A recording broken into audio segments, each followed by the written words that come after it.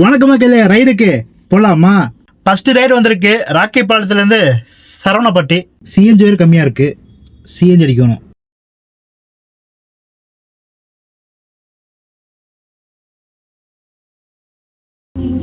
ரெண்டாவது ரைடும் முடிச்சு விட்டாச்சு. சின்ன வளம்பட்டியிலிருந்து வளையாம்பாளையம் பிரிவு. டைம் இப்போ 9 ஆச்சு. காலை டிப்பனை முடிச்சிடலாமா?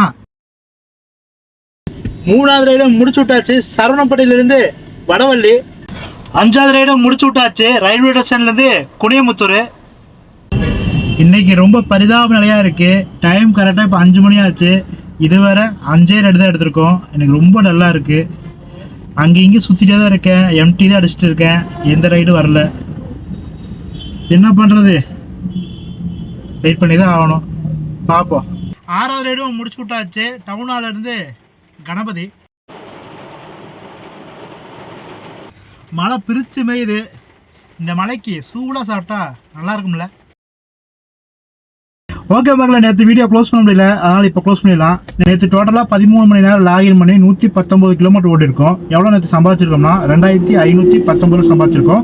ஜிஎஸ்டி போக நம்ம கைக்கு எவ்வளோ வந்திருக்குன்னா 2318 ரூபா வந்திருக்கு.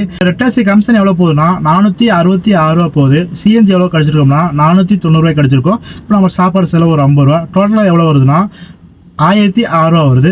பேலன்ஸ் நம்ம கையில் எவ்வளோ இருக்குன்னா 1513 ரூபா இருக்குது. 13 மணி நேரம் லாகின் பண்ணி 2519 ரூபா சம்பாதிச்சு செலவெல்லாம் போக நம்ம கையில் எவ்வளோ இருக்குன்னா 1513 ரூபா நம்ம கையில் இருக்குது.